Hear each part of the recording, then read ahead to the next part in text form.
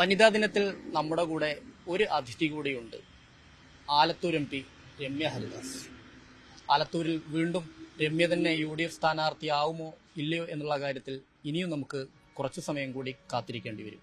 എങ്കിൽ പോലും നിലവിലെ സാഹചര്യത്തിൽ ആലത്തൂരിൽ രമ്യ ഹരിദാസ് തന്നെയായിരിക്കും UDF സ്ഥാനാർത്ഥി എന്നുള്ള കാര്യത്തിൽ മറ്റു മാറ്റങ്ങളൊന്നും ഉണ്ടാവാനുള്ള സാധ്യതയില്ല. രമ്യ ഇപ്പോൾ നമ്മോടൊപ്പം ചേരുന്നുണ്ട്. നമസ്കാരം. എന്തായാലും രമ്യ തന്നെയായിരിക്കും ആലത്തൂർ മണ്ഡലത്തിൽ എന്നാണ് ഇതുവരെ ലഭിക്കുന്ന ഒരു വിവരം. അതിന് മറിച്ചെന്തെങ്കിലും വരാൻ സാധ്യതയുണ്ടോ? അങ്ങനെയൊന്നും വിവരമില്ലല്ലോ. നാളിതുവരെ പാർട്ടി ഏൽപ്പിച്ച ഉത്തരവാദിത്വവും മുന്നണി ഏൽപ്പിച്ച ഉത്തരവാദിത്വവും അതോടൊപ്പം ആലത്തൂർ പാർലമെന്റ് മണ്ഡലത്തിലെ എന്റെ കുടുംബാംഗങ്ങൾ, അമ്മമാര്, സഹോദരന്മാരെ ഏൽപ്പിച്ച ഉത്തരവാദിത്തങ്ങൾ നിറവേറ്റി പോകുന്നതിൽ പാർട്ടി വീണ്ടും ആ ഒരു ഉത്തരവാദിത്തം ഏൽപ്പിക്കപ്പെടുകയാണ് എങ്കിൽ അത് പൂർണ്ണമായിട്ടും ആ ഉത്തരവാദിത്തം നിറവേറ്റാൻ ഒരു അച്ചടക്കത്തോടു കൂടി പാർട്ടിയെ സ്നേഹിക്കുകയും പാർട്ടിയെ ബഹുമാനിക്കുകയും ചെയ്യുന്ന ഒരു വ്യക്തി എന്നുള്ള രീതിയിൽ അതെന്റെ ഉത്തരവാദിത്തമാണ്. അങ്ങനെ വരുന്ന സമയങ്ങളിൽ അതിനെ ആ രീതിയിൽ തന്നെ മുന്നോട്ട് പോകും. ചെറിയ മാറ്റങ്ങൾ ഉണ്ടാവുമെങ്കിൽ പോലും നിലവിൽ സിറ്റിംഗ് MP തന്നെ അതത് മണ്ഡലങ്ങളിൽ മത്സരിക്കട്ടെ എന്നുള്ള ഒരു നിലപാടാണ് കോൺഗ്രസിന്റേത്. അപ്പൊ അങ്ങനെ ഉള്ളൊരു സാഹചര്യത്തിൽ, നിലവിലെ സാഹചര്യത്തിൽ ഒരു പ്രചാരണം ആരംഭിച്ചു കഴിഞ്ഞോ? ഇപ്പം നമ്മളെ സംബന്ധിച്ചിടത്തോളം കോൺഗ്രസിന് എല്ലാ സംസ്ഥാനങ്ങളുടെയും പട്ടിക വന്ന് ഒരുമിച്ചിട്ടുള്ള ഒരു പ്രഖ്യാപനം, 1-2 ഘട്ടമായിട്ടുള്ള പ്രഖ്യാപനമാണ്. പക്ഷെ പാർട്ടി ഇതുവരെ പറഞ്ഞിരിക്കുന്നു, നാളിതുവരെ നമ്മൾ ജനപ്രതിനിധിയായിട്ട് മണ്ഡലത്തിൽ അവരോടൊപ്പം ചേർന്ന് നിൽക്കുകയാണ്. അപ്പം പാർട്ടി പറഞ്ഞിരിക്കുന്നത് പ്രവർത്തനങ്ങളുമായിട്ട് മുന്നോട്ട് പോകാൻ തന്നെയാണ് പറഞ്ഞിരിക്കുന്നത്. അതിനപ്പുറത്തേക്ക് മറ്റ് കാര്യങ്ങളുടെ ചർച്ചയോ കാര്യങ്ങളോ ഒന്നും നടന്നിട്ടില്ല. പാർട്ടിയുടെ സിസ്റ്റമാറ്റിക് ആയിട്ട് 2 DCCകളാണല്ലോ, 2 ജില്ലയാണല്ലോ, പാലക്കാടും തൃശ്ശൂരും. അവരുടെ ജില്ലാ കോൺഗ്രസ് അധ്യക്ഷന്മാരുടെ നേതൃത്വത്തിൽ പാർട്ടിയുടെ കൃത്യമായിട്ടുള്ള പ്രവർത്തനങ്ങൾ മുന്നോട്ട് പോകുന്നുണ്ട്. അതേപോലെ തന്നെ UDF എന്ന് പറയുന്ന സംവിധാനത്തിന്റെ ഭാഗമായിട്ടുള്ള മീറ്റിംഗുകൾ അതും കൃത്യമായിട്ട് മുന്നണി സംവിധാനത്തിൽ അതും നടന്നു പോകുന്നുണ്ട്. എന്തായാലും K. രാധാകൃഷ്ണൻ LDF സ്ഥാനാർത്ഥി പ്രചാരണം ആരംഭിച്ചു കഴിഞ്ഞു. LDFന് വ്യക്തമായ സ്വാധീനമുള്ള ഒരു മണ്ഡലമാണ് ആലത്തൂർ. അവിടെയാണ് കഴിഞ്ഞ തവണ രമ്യ വലിയ ഭൂരിപക്ഷത്തിന് ജയിക്കുന്നത്. ഇത്തവണ വിജയപ്രതീക്ഷ എത്രത്തോളം ഉണ്ട്? കാരണം ആലത്തൂർ പാർലമെന്റ് മണ്ഡലത്തിലേക്ക് നിങ്ങൾക്ക് തന്നെ അറിയാം, നേരത്തെ അറിയാം, ഒരു ബ്ലോക്ക് പഞ്ചായത്ത് പ്രസിഡന്റ് ആയിരിക്കുന്ന സമയം പാർട്ടി ഒരു വലിയ ഉത്തരവാദിത്തമാണ് ആലത്തൂരിൽ മത്സരിക്കുക എന്നുള്ളത് വിശ്വാസം അർപ്പിച്ച് ഏൽപ്പിച്ചിരുന്നത്. നാളിതുവരെയും ആലത്തൂർ പാർലമെന്റ് മണ്ഡലത്തിലെ ഓരോ കുടുംബാംഗങ്ങളുടെയും, പ്രത്യേകിച്ച് അമ്മമാര്, കുട്ടികളുടെ, തൊഴിലാളികളുടെ, നെൽകർഷകരുടെ, ക്ഷീരകർഷകരുടെ, പച്ചക്കറി അങ്ങനെ തുടങ്ങുന്ന റബ്ബർ കർഷകരുടെ, അങ്ങനെയൊക്കെയുള്ള കുടുംബാംഗങ്ങളുടെ ഒരു അംഗമായിക്കൊണ്ട് അവരുടെ സുഖദുഃഖങ്ങളിൽ ചേർന്ന് നിന്നുകൊണ്ടാണ് നാളിതുവരെ മുന്നോട്ട് പോയിക്കൊണ്ടിരിക്കുന്നത്. അപ്പൊ നേരത്തെ ഞാൻ ഒരു പ്രസിഡന്റായി, ബ്ലോക്ക് പഞ്ചായത്ത് പ്രസിഡന്റായിട്ട് ഇങ്ങോട്ട് വരുന്ന സമയത്ത് എന്നെ കേട്ടറിഞ്ഞവർ, കാരണം തമ്മിൽ നിങ്ങൾ പറയുന്ന വാക്കുകൾ അല്ലെങ്കിൽ പരിചയമുള്ളവർ പറയുന്ന കാര്യങ്ങൾ കേട്ടറിഞ്ഞിട്ടായിരുന്നു അവർ പിന്തുണ നൽകിയത്. പക്ഷെ ഇത്തവണ പാർട്ടി വീണ്ടും ഒരു അവസരം നൽകുകയാണ് എങ്കിൽ ഞാൻ 100% ആത്മവിശ്വാസത്തോട് പറയുന്നു, ഇത്തവണ നേരിട്ടറിഞ്ഞ ഒരു രമ്യ ഹരിദാസ് എന്ന് പറയുന്ന ഒരു ജനപ്രതിനിധിയെ നേരിട്ടറിഞ്ഞുകൊണ്ടാണ് ഞാൻ അവരുടെ മുൻപിലേക്ക് പാർട്ടി ഏൽപ്പിച്ചു കഴിഞ്ഞാൽ ജനവിധി തേടുന്നതിന് വേണ്ടിയിട്ട് പോകുന്നത്. അപ്പൊ ഇതുവരെ എനിക്ക് എന്റെ അമ്മമാര് നൽകിയിരിക്കുന്ന ഒരു പിന്തുണ അത് തുടർന്നും ഉണ്ടാകുമെന്നുള്ള ഒരു ശുഭാപ്തി വിശ്വാസവും, എന്റെ ആത്മവിശ്വാസം എന്തെന്ന് നിങ്ങൾ ചോദിച്ചാൽ ഞാൻ പറയും എന്റെ മണ്ഡലത്തിലുള്ള ആളുകളുടെ ആ ഒരു പിന്തുണയും പ്രാർത്ഥനയും തന്നെയാണ്. ഏറ്റവും സാധാരണക്കാരാണ്, പ്രത്യേകിച്ച് അമ്മമാരൊക്കെ ദൈനംദിനമായിരിക്കുന്ന ജീവിതങ്ങളിൽ എങ്ങനെയാണ് അത് രണ്ടറ്റം കൂടി കൂട്ടിമുട്ടിക്കാൻ പ്രയാസം അനുഭവിക്കുന്ന, വിലക്കയറ്റം ഏറ്റവും വളരെയധികം ബാധിച്ചിരിക്കുന്ന, പെൻഷൻ കിട്ടാത്ത ഏറ്റവും താഴെ തട്ടിലുള്ള അമ്മമാരും ഒക്കെ ജീവിക്കുന്ന പ്രദേശത്ത് ആണ് ആലത്തൂർ എന്ന് പറയുന്ന ഒരു മണ്ഡലം. അപ്പം അത്തരം അമ്മമാരുടെ കുടുംബങ്ങളിലെ സാധാരണക്കാരുടെ, കൊച്ചനുജത്തിമാരുടെ, അനുജന്മാരുടെ ഒക്കെ ഒരു വലിയ പിന്തുണ, ഒരു വലിയ ആത്മവിശ്വാസമായിട്ട് എന്റെ കൈമുതലായിട്ടുണ്ട് എന്നുള്ളത് പറയാൻ ആഗ്രഹിക്കുക. ആ ആത്മവിശ്വാസം തന്നെയാണ് ഈ തെരഞ്ഞെടുപ്പിൽ മുന്നോട്ട് പോകുമ്പോൾ കൈമുതലായിട്ടുള്ളത്. ഈ പത്മജ ഇഫക്ട് ബാധിക്കുമോ ഏതെങ്കിലും തരത്തിൽ? എനിക്ക് അങ്ങനെ തോന്നുന്നില്ല. കാരണം എന്താ വെച്ചാൽ ആലത്തൂർ പാർലമെന്റ് മണ്ഡലത്തിനെ സംബന്ധിച്ചിടത്തോളം അങ്ങനെ ഒരു ചർച്ചയിലേക്കൊന്നും, തൃശ്ശൂരുമായി അടുത്ത് നിൽക്കുന്നതാണ്, തൃശ്ശൂർ ജില്ലയിലുണ്ട് ഈ മണ്ഡലം. ഞാൻ പറയാം, ഇപ്പൊ എന്റെ മണ്ഡലം കാര്യം, ഇപ്പൊ തൃശ്ശൂർ ജില്ലയിലെ ചേലക്കരയും കുന്നംകുളം വടക്കാഞ്ചേരിയാണെങ്കിലും പാലക്കാട് ജില്ലയുടെ തമിഴ്നാടിനോട് ചേർന്ന് നിൽക്കുന്ന നെന്മാറ, ചിറ്റൂര്, തരൂരും ആലത്തൂരുമാണെങ്കിലും അവരൊക്കെ കൃത്യമായി കാഴ്ചപ്പാടുള്ള ആളുകൾ, പ്രത്യേകിച്ച് ഇന്നത്തെ രാഷ്ട്രീയ സാഹചര്യങ്ങളെ വളരെ കൃത്യമായി വിലയിരുത്തുന്ന ആളുകളാണ്. അപ്പൊ അവർക്ക് ദൈനംദിനമായിട്ട് എന്തൊക്കെ നടക്കുന്നു, ഈ കൊച്ചു കേരളത്തിനകത്ത് എന്ത് നടക്കും, അല്ലെങ്കിൽ നമ്മുടെ പ്രദേശങ്ങളിൽ എന്ത് നടക്കുന്നു എന്ന് വളരെ കൃത്യമായിട്ട് ബോധ്യമുള്ള ആളുകളാണ്. അപ്പൊ അതുകൊണ്ട് തന്നെ അതിനകത്ത് ഒരു ആശങ്കയോ ഒരു സംസാരമോ ഒരു ചർച്ചയോ അങ്ങനെ ഒന്നും അതിനെക്കുറിച്ച് ഉണ്ടാവാനുള്ള സാധ്യതയില്ല. കാരണം അവരെ സംബന്ധിച്ച് ജനപ്രതിനിധിയായിട്ട് നമ്മൾ നിന്ന കാര്യങ്ങളും നമ്മളുടെ പ്രവർത്തനങ്ങളും വികസനങ്ങളും എല്ലാം കണ്ടുകൊണ്ടാണ് അവർ തെരഞ്ഞെടുപ്പിന്റെ ഒരു മുന്നൊരുക്കവുമായിട്ട് ഈ മണ്ഡലം തന്നെ സജീവമായിട്ട് പോകാൻ കാര്യം. അപ്പൊ അതിനകത്ത് അതൊരു വിഷയം. ഈ പത്മജ വലിയൊരു വഞ്ചനയാണ് കോൺഗ്രസിനോട് കാണിച്ചത് എന്നാണ് മുതിർന്ന കോൺഗ്രസ് നേതാക്കൾ ഉൾപ്പെടെ പറയുന്നത്. രമ്യക്ക് അങ്ങനെ ഒരു അഭിപ്രായം ഉണ്ടാവും? കാരണം രമ്യ ഹരിദാസ് എന്ന് പറയുന്ന വ്യക്തിയല്ലല്ലോ. രമ്യ ഹരിദാസ് ഇന്നറിയപ്പെടുന്നുണ്ട് എങ്കിൽ അത് കോൺഗ്രസ് എന്ന് പറയുന്ന പ്രസ്ഥാനം നൽകിയ ഒരു വലിയ അംഗീകാരത്തിന്റെ ഭാഗമായിട്ടാണ്. അപ്പം അതിനോടൊപ്പം നമുക്ക് വ്യക്തിപരമായിട്ട് നമുക്ക് ചേർത്ത് വെക്കാൻ പറ്റുന്നത് നമ്മുടെ കുട്ടിക്കാലങ്ങളിൽ നമ്മൾ KSUവിനകത്ത് പ്രവർത്തിച്ചിരുന്ന കാലഘട്ടത്തിൽ നമ്മൾ ആ സംഘടനയ്ക്ക് നൽകിയിരിക്കുന്ന സംഭാവനകൾ. യൂത്ത് കോൺഗ്രസ് എന്ന് പറയുന്ന രീതിയിൽ സമരമുഖത്തും അതേപോലെ തന്നെ യൂത്ത് കോൺഗ്രസ് ഏറ്റെടുത്തിരുന്ന മറ്റ് കാരുണ്യ മേഖലയിലെ പ്രവർത്തനങ്ങളും സമരപ്രവർത്തനങ്ങളിലും സംഘടന എടുക്കേണ്ട നിലപാടുകളിലും എന്ത് രമ്യ ഹരിദാസ് ആ സംഘടനയ്ക്ക് കോൺട്രിബ്യൂട്ട് ചെയ്തു എന്നുള്ളതാണ് സംഘടന വിലയിരുത്തുന്നത്.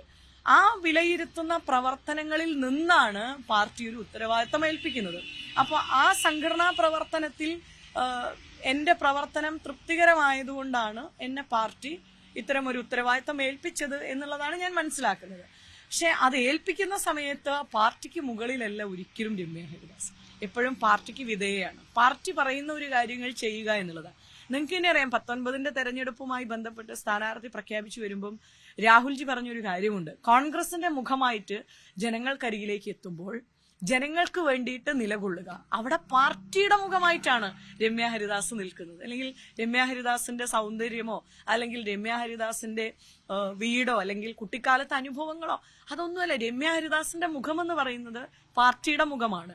ആ മുഖമായിട്ട് നിൽക്കുമ്പോൾ കോൺഗ്രസിനെ പ്രതിനിധീകരിച്ച് UDFനെ പ്രതിനിധീകരിച്ച് നിൽക്കുമ്പോൾ ഞാൻ എടുക്കുന്ന ഓരോ നിലപാടുകളും പാർട്ടിക്കാണ്. അപ്പോൾ ആ പാർട്ടി ഇല്ലാതെ രമ്യ ഹരിദാസ് ഒന്നുമല്ല. രമ്യ ഹരിദാസ് എന്നുണ്ട് എങ്കിൽ അത് പാർട്ടിയാണ്. അപ്പൊ അതിനപ്പുറത്തേക്ക് വലിയ ലാഭങ്ങളോ അല്ലെങ്കിൽ വലിയ നഷ്ടങ്ങളോ അതൊന്നും അവിടെ ചർച്ചയില്ല. ഈ സംഘപരിവാറിന്റെ പാളയത്തേക്ക് ആളുകൾ കൂടുതൽ പോകുന്നു, അല്ലെങ്കിൽ കൂടുതൽ ആളുകളെ അവർ കൊണ്ടുപോകുന്നു, വലിയ ഓഫറുകളൊക്കെ. അത് രമ്യ ഹരിദാസിന് അങ്ങനെ BJPന്ന് എന്തെങ്കിലും ഓഫർ വന്നിരുന്നു?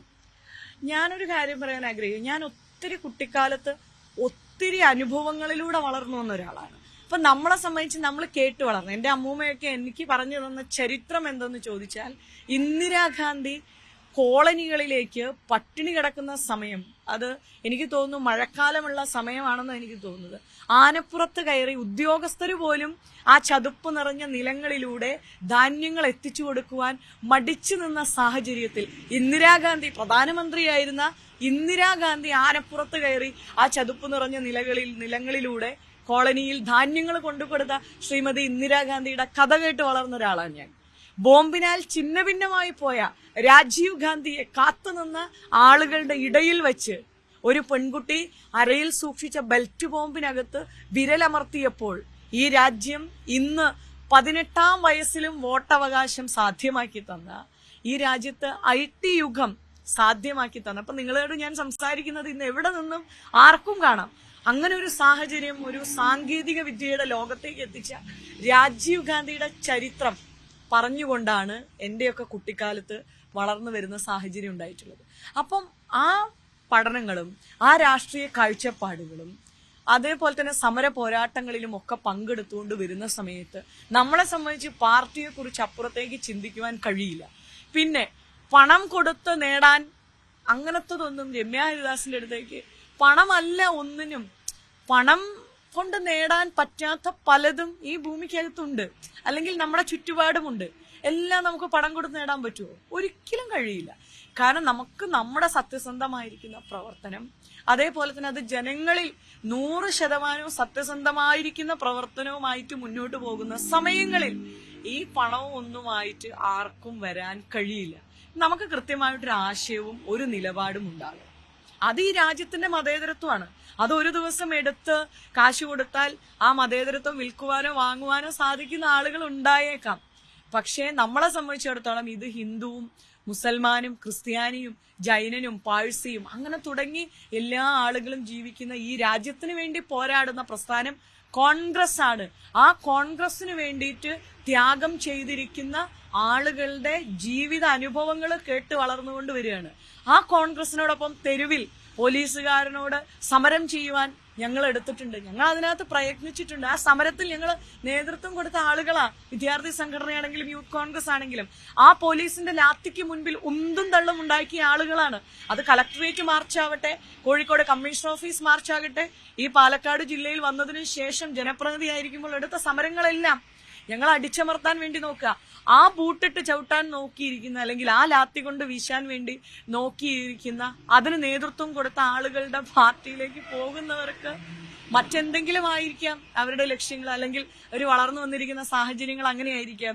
പക്ഷെ ഞങ്ങളെ സംബന്ധിച്ചിടത്തോളം ഞാനൊക്കെ ഈ പാർട്ടിയുടെ ഏറ്റവും താഴെ തട്ടിൽ, ഒരിക്കൽ പോലും പ്രതീക്ഷിക്കാത്ത ഒരു സാധാ കുടുംബത്തിൽ വലിയ പാരമ്പര്യമുള്ള ഒരു പാർട്ടിയിൽ ഒരു നേതാവിന്റെ മകളായ പത്മജ പോലും കോൺഗ്രസിൽ കൃത്യമായ അവഗണന നേരിടുന്നു എന്ന് പറഞ്ഞുകൊണ്ടാണ് പാർട്ടി വിട്ടുപോയത്. കെ കരുണാകരൻ നമുക്കറിയാം കേരള രാഷ്ട്രീയത്തിലെ ചാണക്യനായിരുന്നു.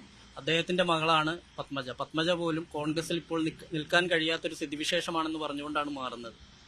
കാരണം അവർക്ക് അവരെ സംബന്ധിച്ച് അവർക്ക് വ്യക്തിപരമായിട്ടുള്ള കാര്യങ്ങളുണ്ടാകും. കാരണം നമ്മൾ തമ്മിൽ അങ്ങനെ ഒരു സംസാരിച്ച അങ്ങനെയുള്ള കാര്യങ്ങളൊന്നുമില്ല. പക്ഷെ ലീഡർ എന്ന് പറയുന്നത് ഞങ്ങളെ സംബന്ധിച്ചിടത്തോളം, കോൺഗ്രസ്സുകാരെ സംബന്ധിച്ചിടത്തോളം ഒരു വലിയ വികാരമാണ്. നിങ്ങളൊന്ന് ആലോചിച്ച് നോക്കൂ. ഇപ്പോഴും പോലീസ് സേനയെ എടുത്തു നോക്കിയാൽ, പോലീസ് എന്ന് പറയുന്ന ആ സേനയിൽ ഇത്രയധികം മാറ്റങ്ങൾ കൊണ്ടുവന്ന ഒരു മുഖ്യമന്ത്രി ലീഡറാണ്. പലപ്പോഴും ഉയരം കുറഞ്ഞു പോയതിന്റെ പേരിൽ പലപ്പോഴും പോലീസ് സേനയിൽ അംഗങ്ങളാകണമെന്ന് ആഗ്രഹിച്ച് നിന്നവർക്ക്, അവർക്കും പോലീസിനകത്ത് ഒത്തിരി, ആ സേനയ്ക്കകത്ത് ഒത്തിരി കാര്യങ്ങൾ ചെയ്യുവാൻ കഴിയുമെന്നുള്ള തീരുമാനമെടുത്ത് അത്തരം ആളുകൾക്ക് കൂടി അവസരം കൊടുത്ത കേരളത്തിന്റെ ഒരു മുൻ മുഖ്യമന്ത്രിയാണ് ലീഡർ. അപ്പൊ ലീഡറുടെ അനുഭവം ഒരു പക്ഷേ അത് മറ്റുള്ളവർക്ക് ഉണ്ടായിക്കൊള്ളണമെന്നില്ല. അപ്പൊ നമ്മൾ പ്രവർത്തിച്ചു വരുന്ന കാലഘട്ടങ്ങളിലെ അനുഭവങ്ങളായിരിക്കാം നമ്മൾ എങ്ങനെയായിരിക്കണം ചിന്തിക്കേണ്ടത്, അല്ലെങ്കിൽ നമ്മൾ എങ്ങനെയായിരിക്കണം പ്രവർത്തിക്കേണ്ടത് എന്നുള്ളത് നമ്മളെ കാണിച്ചു തരുന്നത്. ഞാൻ അങ്ങനത്തെ ഒരു എന്താ പറയാ ഏറ്റവും സാധാരണക്കാരനെ കണ്ടു വളർന്ന ഒരാളാണ് ഞാൻ. അപ്പൊ ഞാൻ എന്തൊരു തീരുമാനം എടുക്കാൻ പോകുമ്പോഴും നമ്മൾ ആലോചിക്കുക, പണ്ട് ഗാന്ധിജി പറഞ്ഞു വെച്ചു പോയിരിക്കുന്ന വാക്കുകളാണ്. നമ്മളൊരു നയപരമായ തീരുമാനം എടുക്കാൻ പോകുമ്പോൾ നമ്മുടെ ജീവിതത്തിൽ കണ്ടിട്ടുള്ളതിൽ വെച്ച് ഏറ്റവും സാധാരണക്കാരന് ആ തീരുമാനം എങ്ങനെ പ്രയോജനപ്പെടും എന്ന് ചിന്തിച്ചായിരിക്കണം ഒരു തീരുമാനമെടുക്കേണ്ടത്. ഇന്നും സർക്കാർ ഓഫീസുകളിൽ, ത്രിതല പഞ്ചായത്ത് സംവിധാനങ്ങളുടെ ഓഫീസ് കെട്ടിടങ്ങളിൽ മലയാളത്തിൽ വലിയ അക്ഷരത്തിൽ എഴുതി വെച്ചിരിക്കുകയാണ്. പക്ഷെ അതിനകത്തേക്ക് കയറി ചെല്ലുമ്പോൾ ആ സാധാരണക്കാരനെ മറന്നു പോകുന്ന സാഹചര്യങ്ങൾ നമ്മൾ കാണുന്നുണ്ട്. അത് തന്നെ ഞാൻ എടുത്തു വെച്ച് പറയാണ്, നമ്മുടെ ജീവിതത്തിൽ കണ്ടിട്ടുള്ളതിൽ വെച്ച് ഏറ്റവും സാധാരണക്കാരൻ എങ്ങനെയായിരിക്കും പ്രയോജനപ്പെടുക എന്നായിരിക്കും ഞാൻ ചിന്തിക്കുക, ഞാൻ വളർന്ന സാഹചര്യം. അപ്പൊ ഓരോ ആളുകളും വളർന്ന സാഹചര്യങ്ങൾ കൂടി കണ്ട രാഷ്ട്രീയവും അല്ലെങ്കിൽ രാഷ്ട്രീയ പശ്ചാത്തലവും പ്രവർത്തന രീതിയും ഒക്കെ വ്യത്യാസമുണ്ട്. അതിനെ ആശ്രയിച്ചാണ് ഓരോ ആളുകൾ തീരുമാനമെടുക്കുന്നത്. ഈ ആലത്തൂർ മണ്ഡലത്തിൽ ഞാൻ നേരത്തെ സൂചിപ്പിച്ച പോലെ തന്നെ ഇടതുപക്ഷത്തിന് വലിയ സ്വാധീനമുള്ള ഒരു മണ്ഡലം കൂടിയാണ്. ഇത്തവണ പഴുതടച്ച ഒരു പ്രചാരണം തന്നെയാണ് LDFന്റെ ഭാഗത്തു നിന്നുണ്ടാവുന്നത്. വിജയപ്രതീക്ഷയിലാണ് LDF സ്ഥാനാർത്ഥി എന്നുള്ളത് ഇന്നലെ നമ്മളോട് തുറന്നു പറഞ്ഞതുമാണ്. സ്വാഭാവികമായും രമ്യ ഹരിദാസിന് വലിയൊരു സാധ്യത കിട്ടിയൊരു സ്ഥലം കൂടിയാണ് കഴിഞ്ഞ 5 വർഷക്കാലം. ഈ മേഖലയിൽ എത്രത്തോളം ഇടപെടാൻ കഴിഞ്ഞിട്ടുണ്ട് എന്നുള്ള കാര്യം രമ്യ പറയുകയും ചെയ്തിട്ടുണ്ട്. എങ്കിലും എത്ര ഭൂരിപക്ഷം പ്രതീക്ഷിക്കുന്നുണ്ട് ഈ മണ്ഡലത്തിൽ സ്ഥാനാർത്ഥിയായി കഴിഞ്ഞു? ഞാൻ ഒരു കാര്യം പറഞ്ഞു, നിങ്ങൾ ഇതേ ചോദ്യം 2019 സ്ഥാനാർത്ഥിയായിട്ട് വരുമ്പോൾ നമ്മൾ കോഴിക്കോട് വെച്ചും ഇതേ ചോദ്യം നമ്മൾ ചോദിച്ച വ്യക്തികളാണ്. നിങ്ങളിപ്പം സ്പെഷ്യൽ യൂണിറ്റ് ആയിട്ട് അല്ലെങ്കിൽ തെരഞ്ഞെടുപ്പുമായി ബന്ധപ്പെട്ട് ആലത്തൂരിൽ എത്തി നിൽക്കുമ്പോഴും അന്ന് പറഞ്ഞ പോലെ തന്നെയാണ് എനിക്ക് മറുപടി പറയാനുള്ളത്. അത് ആലത്തൂരുകാരുടെ മനസ്സിൽ അവർക്കൊരു വിധിയെഴുത്തുണ്ട്. അവരുടെ മനസ്സിനകത്ത് അവരൊരു തീരുമാനം എടുത്തിട്ടുണ്ട്. നാളെ ഇതുവരെ രമ്യ ഹരിദാസ് വരുന്ന സമയത്ത് കൂടെ ഉണ്ടാകുമെന്ന് പറഞ്ഞത് വാക്കായിരുന്നുവെങ്കിൽ ഇപ്പൊ അവർക്കറിയാം അത് വാക്കല്ല, കൂടെ ഉണ്ടായിരുന്നു എന്നുള്ളത് സത്യമാണ്. അപ്പം ആ സത്യത്തിനോടൊപ്പം കൂടെയുണ്ട്, ചേർന്ന് നിന്ന് അസുഖ ദുഃഖങ്ങളിൽ ചേർന്ന് നിന്നിരുന്ന ഒരു കുടുംബാംഗം എന്നുള്ള രീതിയിൽ ആ പിന്തുണ എനിക്കുണ്ട് എന്നുള്ളത് തന്നെയാണ് ഈ അവസരത്തിൽ പറയാൻ സാധിക്കും. എനിക്ക് നിങ്ങളോട് ഇപ്പോൾ സംസാരിക്കുമ്പോൾ, പ്രത്യേകിച്ച് ന്യൂസ് 18 പ്രേക്ഷകർ ഇത് കണ്ടുകൊണ്ടിരിക്കുന്ന സമയത്ത്, ആലത്തൂരിലെ ഓരോ അമ്മമാരുടെ മനസ്സിലും ഒരു ഇടം രമ്യ ഹരിദാസിനുണ്ട്. ആലത്തൂരിലെ ഓട്ടോ തൊഴിലാളികളുടെ മനസ്സിൽ ഒരു ഇടമുണ്ട്. ചുമടെടുക്കുന്ന തൊഴിലാളികളുടെ മനസ്സിൽ ഒരു ഇടമുണ്ട്. അത് അരിച്ചാക്കാണെങ്കിലും സിമന്റ് ചാക്കാണെങ്കിലും, നെല്ല് കള പറിക്കാൻ പോകുന്ന ആളുകളുടെ മനസ്സിൽ, കാർഷിക മേഖലയായിരിക്കുന്ന ഈ പ്രദേശത്ത് വില കിട്ടാതെ ഏറ്റവും പ്രയാസം അനുഭവിക്കുന്ന, അടുത്ത വിളവിറക്കുന്നതിന് വേണ്ടി കൊണ്ടുപോയ തുക കിട്ടുമോ എന്ന് പ്രതീക്ഷയോടുകൂടി കാത്തു നിൽക്കുന്ന കർഷകനോടൊപ്പം രമ്യ ഹരിദാസ് ഉണ്ട്. പച്ചക്കറി, കോവിഡിന്റെ സമയത്ത് പച്ചക്കറി കൃഷി ചെയ്ത് വിളവ് കൊണ്ടുപോകുന്നതിന് സർക്കാർ മടിച്ചു നിന്നപ്പോൾ അത് വെട്ടി വെള്ളരിയും കോവയ്ക്കയും തുടങ്ങി പയറുവർഗ്ഗങ്ങളും എല്ലാം വെട്ടി പശുവിന് വെട്ടിയിട്ട് കൊടുക്കുന്ന സമയം വില കിട്ടാതെ കർഷകൻ പ്രയാസം അനുഭവിച്ച ആ പച്ചക്കറി കർഷകന്റെ കൂടെ ഉണ്ട്. അപ്പൊ അങ്ങനെ തുടങ്ങി എല്ലാ മേഖലകളിലും പ്രയാസം അനുഭവിക്കുന്നതിനോടൊപ്പം, അതോടൊപ്പം തന്നെ എല്ലാ മേഖലകളിലും സന്തോഷം അനുഭവിക്കുന്നതിനോടൊപ്പം രമ്യ ഹരിദാസ് എന്ന് പറയുന്ന ജനപ്രതിനിധി ഉണ്ടായിരുന്നു എന്നുള്ളത് സത്യസന്ധമായിട്ടുള്ള ഒരു കാര്യമാണ്. അപ്പൊ ധൈര്യസമേതം ആലത്തൂരുകാർ തന്നെ പറയുന്നു, ധൈര്യസമേതം മുന്നോട്ട് പോയിക്കോളൂ, ഞങ്ങളുണ്ട് കൂടെ എന്ന് പറയുന്ന മണ്ഡലത്തിൽ നിൽക്കുമ്പോൾ എന്റെ ഏറ്റവും വലിയ ആത്മവിശ്വാസം എന്റെ മണ്ഡലത്തിലെ ആളുകളും എന്റെ തെരഞ്ഞെടുപ്പിലെ എന്റെ സഹപ്രവർത്തകരും തന്നെയാണ്. ആ ആത്മവിശ്വാസത്തോടുകൂടി മുന്നോട്ട് പോകുന്ന സമയത്ത് ആലത്തൂരുകാർ വീണ്ടും ഇന്ത്യയുടെ പാർലമെന്റിലേക്ക് അവരെന്നെ തെരഞ്ഞെടുത്തയക്കും എന്നുള്ളത് എനിക്ക് ഉറപ്പാണ്.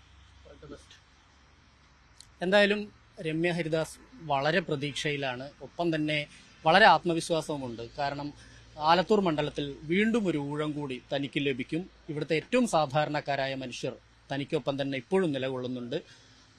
അതുകൊണ്ട് തന്നെ വലിയ ഭൂരിപക്ഷം, കഴിഞ്ഞ തവണ ഉണ്ടായ ഭൂരിപക്ഷത്തെക്കുറിച്ചൊന്നും രമ്യ ഹരിദാസ് പറയുന്നില്ലെങ്കിൽ പോലും ജയം സുനിശ്ചിതമാണ് എന്നുള്ള കാര്യത്തിൽ ഒരു സംശയവുമില്ല എന്ന് തന്നെയാണ് വ്യക്തമാക്കുന്നത്. ക്യാമറാമാൻ പ്രജിത്ത് കോങ്ങാടിനൊപ്പം എസ് വിനേഷ് കുമാർ, ന്യൂസ് 18 പാലക്കാട്.